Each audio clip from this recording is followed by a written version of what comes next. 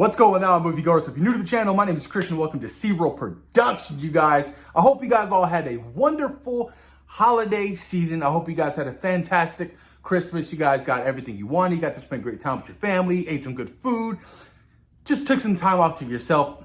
I know I wanted to take a couple of days off just to relax, just kick it with my son. But I'm back, you guys, and it's Spider-Man No Way Home talk. Now, I've been saying this since day one on my video, on my channel. Day one, that Spider-Man No Way Home was going to be the first film during this pandemic to hit $1 billion. And it did it. It did it, you guys. That is huge, massive. And I think, in like 10 days, 10 to 11 days, $1 billion? That is huge. Now, I go back to the whole Martin Scorsese thing. Oh, they're just fun roller coaster rides. Well, these fun roller coaster rides are saving cinema, buddy. They're saving movie theaters. If it wasn't for these big blockbuster movies, that being Marvel, DC, Star Wars, where would movie theaters be? And I'm not shitting on Scorsese. I love his work. From Goodfellas to Taxi Driver, he's done fantastic work. But these movies are extremely important. Extremely important for the entertainment world. $1 billion in 10 days. Let me put this in perspective. This is during a pandemic. With also, it doesn't have a release for China. It hasn't been released in China. And it's crossed $1 billion in 10 days. Just imagine if it was released in China.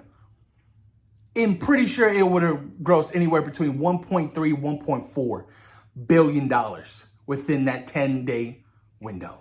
That is ridiculous. Insane. Tom Holland is on fire right now. He's huge. How many movies has he been in that's now reached $1 billion? Civil War, Far From Home, No Way Home, Infinity War, and Endgame. 5 movies of his that has grossed over $1 billion. That is huge. Massive, you guys. I am so happy. The success of this movie means so much. I mean, this movie was amazing from start to finish. The heartfelt moments, the return of all these beloved characters, now making, Sam Raimi's and Mark Webb's universes now canon within the Marvel Cinematic Universe is freaking awesome. This movie deserves all of the success, you guys. It really does. And, I'm happy that it wasn't released on any kind of streaming platform, because if it did, those numbers would be kind of different, because obviously with this new variant going around, a lot of people are a little bit more scared to go out now. So, before things actually, I feel like they might pick up again, and, we might go through another lockdown and, curfew and all that stuff. And you guys remember the whole start of the pandemic. It just wasn't fun. Everything was closed. I'm glad that No Way Home beat that. So now it's made its money. Both studios are happy. Even being nominated for Best Picture at the Oscars, at the Academy Awards. That's huge. That is massive. Sony and Disney are doing a huge marketing push, and they're going to use some of the money that it's made for this box office to promote it for the Academy. That is huge. Now, I'm not saying, it's going to beat out all the other films for Best Picture, because granted, I haven't seen any of those, so I can't really comment. It'd be different if I've seen every single movie this year, and I can really match up, personally, what deserves to win and what doesn't.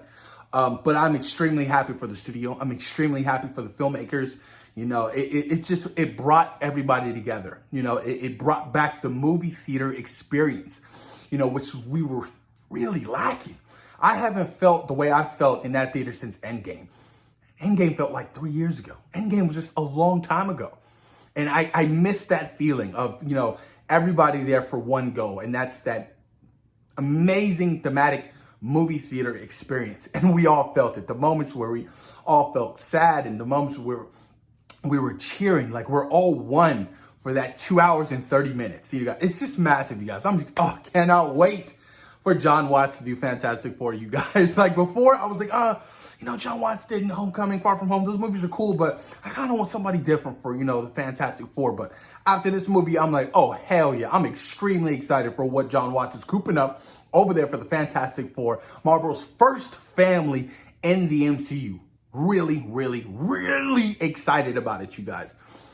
Spider-Man 4, cannot wait. Curious to see where they take the story. Probably, trim it down a little bit after, obviously No Way Home being such a huge, event with the Sinister Six, the multiverse.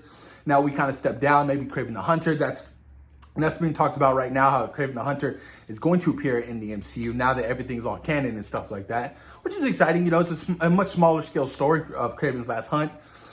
So I'm really excited to see where they take Peter's new trilogy in the MCU. I heard that Morbius has an official time run of, what was it, I think an hour and 48 minutes, correct me if I'm wrong.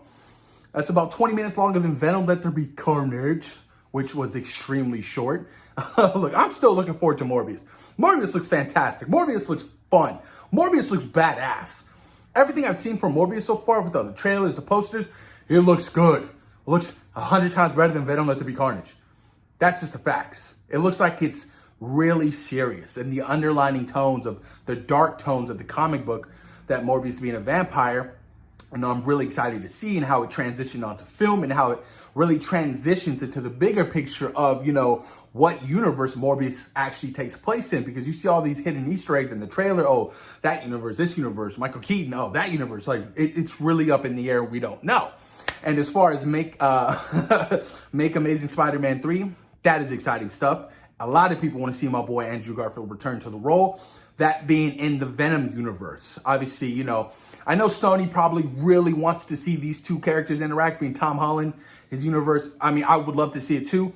So I kind of find it being an issue of how they would do, two different Spider-Man movies, two different universes, and how, you can kind of see it underlining one another. It would be kind of difficult, and, especially if Marvel Studios isn't involved in, Andrew Garfield's, which I would hope Marvel Studios and Kevin Feige would be, but they got so much on their plate as is. Apparently, they have 21 untitled projects in early development. 21. That's insane. Insane, you guys. Oh, the future is so bright. I cannot wait. But post your comments down below. Let me know what you guys think about Spider-Man No Way Home crossing the $1 billion mark. Let's go off the list real quick.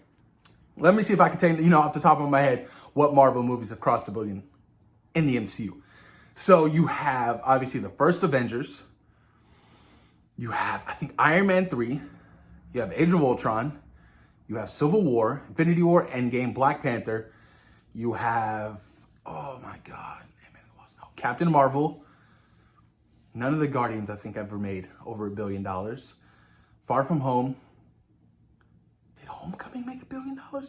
I don't think Homecoming made $1 billion. No Way Home. What else? I think that's it. None of the Thors. Only one Captain America. Doctor Strange didn't. Shang-Chi didn't. Eternals didn't. Black Widow didn't, obviously. Yeah. Damn, that's still a good amount. That's still a good portion of your movies crossing $1 billion. That's huge. On average, they've all averaged over $500 million at the box office. That's still spot on and really, really good. Well, post your comments down below, guys. Let me know what you guys think. Peace.